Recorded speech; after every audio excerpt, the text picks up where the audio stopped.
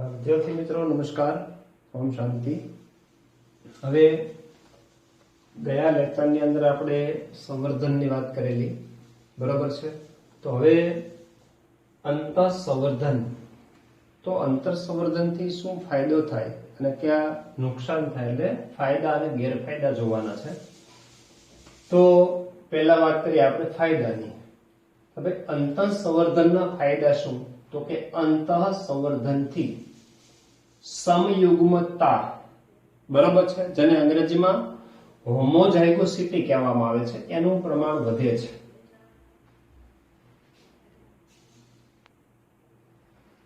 એટલે હોમોઝાયગોસિટી એટલે સમયુગ્મતા નું પ્રમાણ વધે।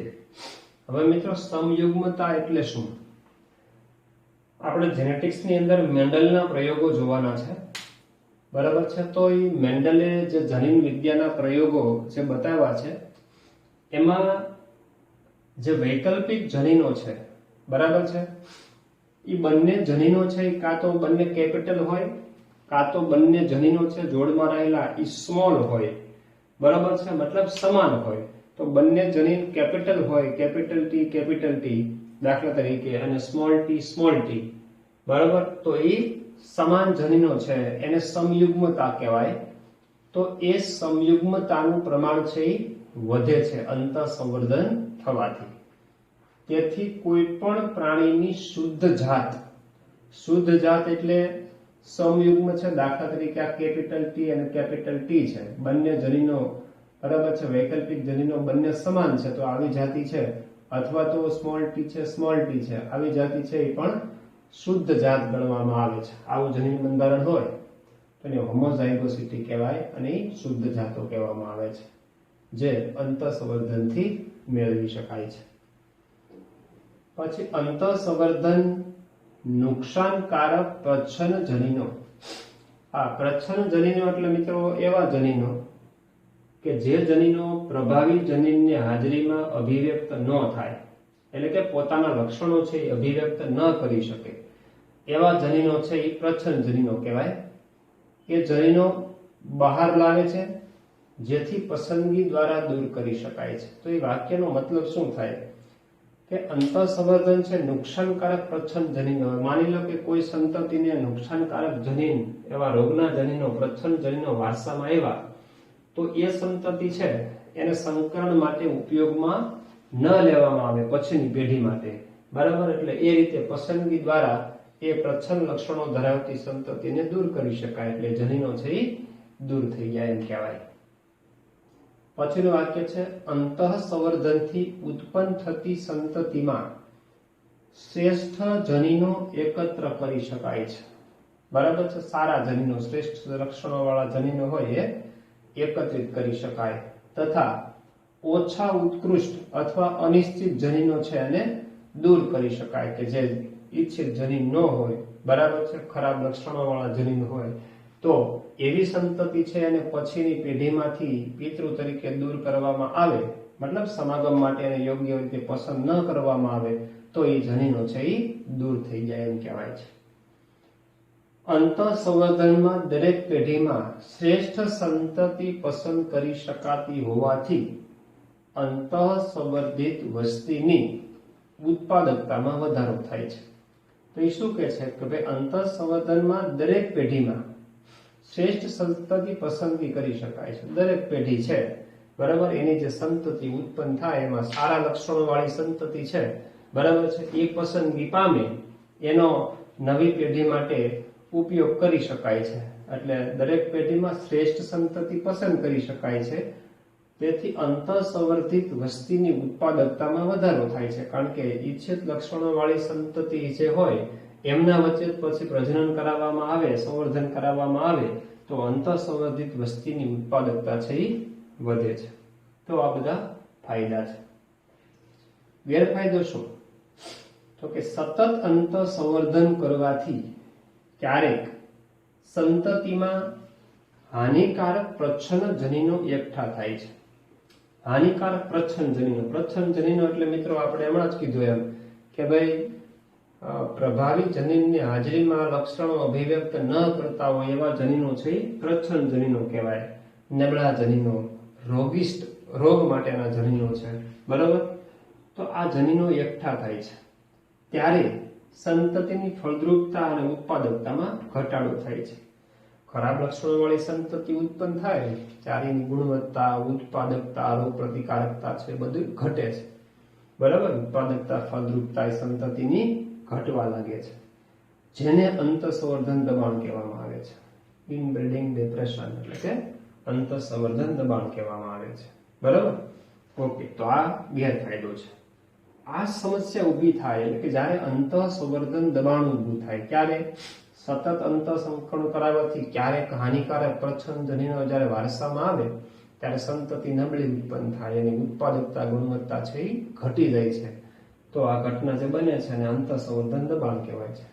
હવે આવી જ્યારે પરિસ્થિતિ સર્જાય એટલે કે આ સમસ્યા ઊભી થાય ત્યારે અંતઃસંવર્ધિત વસ્તીના પ્રાણીઓનું તે જ જાતના પણ અસંબંધિત શ્રેષ્ઠ પ્રાણી સાથે સમાગમ કરવાથી ફળદ્રુપતા અને ઉત્પાદકતા પુનઃ સ્થાપિત કરી શકાય છે.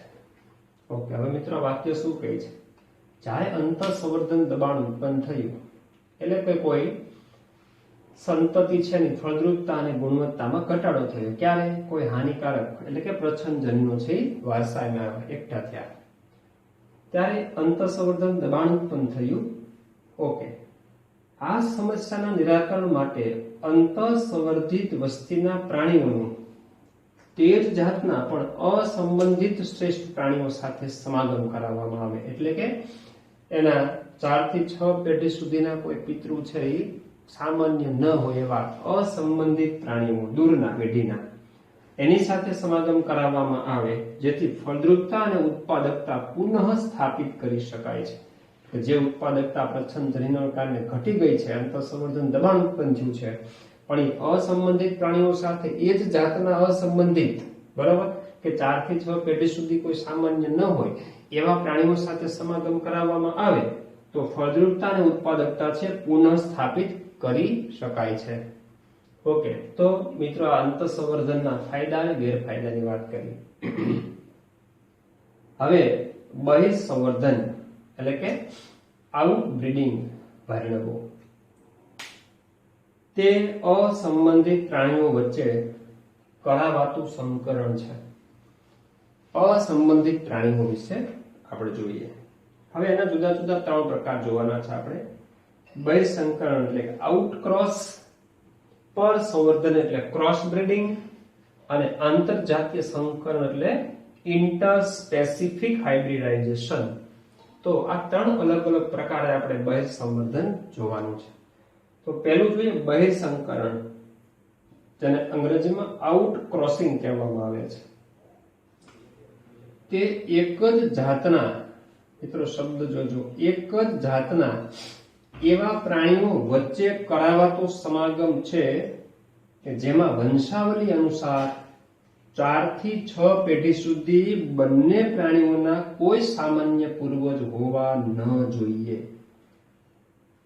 એટલે કે જે નર પ્રાણી પસંદ કરવામાં આવે છે અને માદા પ્રાણી બંને વચ્ચે જે સંકરણ કરવામાં આવે છે, આ પ્રાણીઓમાં નર અને માદાના 4 થી 6 પેઢી સુધીના કોઈ પણ એના પિતૃઓ છે સામાન્ય ન હોવા જોઈએ. એના પૂર્વજો છે કોઈ પણ સામાન્ય પૂર્વજ ન હોવા જોઈએ 4 થી 6 પેઢીના. તો એવા એક નર પ્રાણી અને એવા એક માદા પ્રાણી સાથે જે સમાગમ થાય, સંકરણ થાય, એને બહિઃસંકરણ કહેવામાં આવે છે.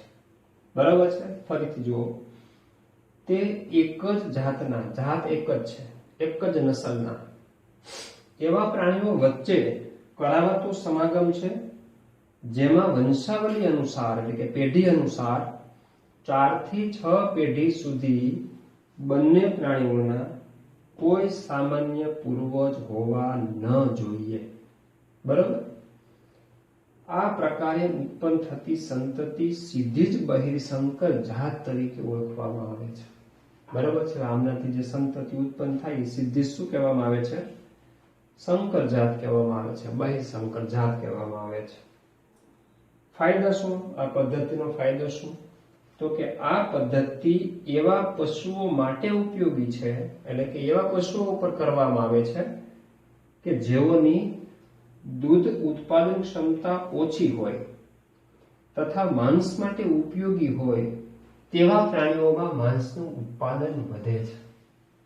માંસ ઉત્પાદન વધારવા માટે અને દૂધ જ્યારે ઉત્પાદન છે એ ક્ષમતા ઓછી થઈ ગઈ હોય તો એવા પ્રાણીઓ વચ્ચે આ સંકરણ અનિવાર્ય છે. બરાબર છે. કયું સંકરણ? વય સંકરણ છે. બરાબર. ફરીથી જો આ પદ્ધતિ એવા પશુઓ માટે ઉપયોગી છે કે જેઓની દૂધ ઉત્પાદન ક્ષમતા ઓછી હોય અને માંસ માટે ઉપયોગી હોય તેવા પ્રાણીઓમાં માંસનું ઉત્પાદન વધે છે. જનીનિક ભિન્નતા વધે છે. જનીન બંધારણની દ્રષ્ટિએ પણ ભિન્નતા વધે છે તથા રોગોનું પ્રમાણ ઘટે છે. ક્યારેક ફક્ત એક વારનું બહિર સંવર્ધન એ અંતર સંવર્ધન દબાણને દૂર કરવા માટે ઉપયોગી છે. શું કહે છે મિત્રો? કે ભાઈ એક જ વખત જ્યારે આ સંકરણ કરવામાં આવે, બરાબર છે, બહિર સંવર્ધન, તો એક જ વખત સંકરણ કરી દેવામાં આવે તો અંતર સંવર્ધન દબાણ જે ઉત્પન્ન થયું છે, ઇનબ્રીડિંગ પ્રેશર્સ, બરાબર છે, એટલે કે પ્રચ્છન્ન લક્ષણો ધરાવતી જાતની જે ઉત્પાદકતા ઘટી ગઈ છે એ માત્ર એક જ વખત બહિર્સંકરણ કરવાથી એ સમસ્યાને દૂર કરી શકાય છે. તો આ ફાયદો છે બહિર્સંકરણનો. ત્યારબાદ બીજું છે મિત્રો પરસંવર્ધન, જેને ક્રોસ બ્રીડિંગ કહેવામાં આવે છે. તો ક્રોસ બ્રીડિંગમાં શું થાય છે? તો કે આ પદ્ધતિમાં એક જાતના શ્રેષ્ઠ નરનું અન્ય જાતની શ્રેષ્ઠ માદા સાથે, અન્ય જાતની શ્રેષ્ઠ એટલે અહીંયા અલગ અલગ જાત છે, જાત બદલાઈ જાય છે. બરાબર. એક જાતના શ્રેષ્ઠ નરનું અન્ય જાતની શ્રેષ્ઠ માદા સાથે સમાગમ કરાવાય છે. તો આનાથી જે શું ફાયદો થાય છે ક્રોસ બ્રીડિંગથી?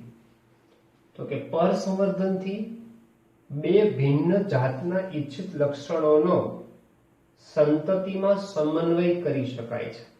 હવે નર તરીકે જે પ્રાણી પસંદ કર્યું છે અને માદા તરીકે જે પ્રાણી પસંદગી પામ્યું છે એ બંનેની જાત અલગ છે. તો થાય છે શું? જ્યારે આમની વચ્ચે સમાગમ થાય અને નવી સંતતિ ઉત્પન્ન થાય, બરાબર, એ નવી સંતતિ છે, બરાબર, શું કીધું? બે ભિન્ન જાતના ઈચ્છિત લક્ષણોનો સંતતિમાં સમન્વય થાય છે. આ એક જાતના લક્ષણો એના વારસામાં આવે અને આ જાતના લક્ષણો છે એ પણ એ સંતતિને વારસામાં આવે. એટલે બે અલગ અલગ જાતના લક્ષણો એક સંતતિમાં વારસામાં આવે છે. આ રીતે મળતી સંતતિ સીધી જ વ્યવસાયિક ઉત્પાદનમાં ઉપયોગી છે. શેમાં? સીધી જ વ્યવસાયિક ઉત્પાદનમાં ઉપયોગી છે. બીજું, નવી સ્થાયી જાતોના વિકાસ માટે, નવી જાતિઓના વિકાસ માટે આ પદ્ધતિથી પ્રાપ્ત થતી સંતતિઓ, એટલે કે પરસંવર્ધનથી જે સંતતિ નવી પ્રાપ્ત થાય એ સંતતિઓ અંતઃસંકરણ તથા પસંદગીના સ્વરૂપે ઉપયોગી છે.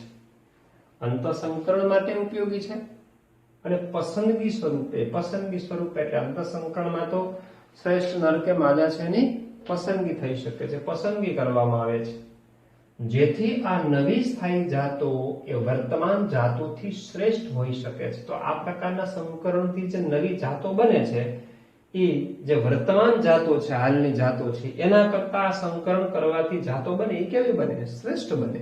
કારણ કે એમાં બે અલગ અલગ જાતના લક્ષણોનું સમન્વય છે એ થયેલો હોય છે. બરાબર. આ અભિગમ દ્વારા ઘણી નવી પ્રાણી જાતો આ રીતે વિકસાવવામાં આવી છે.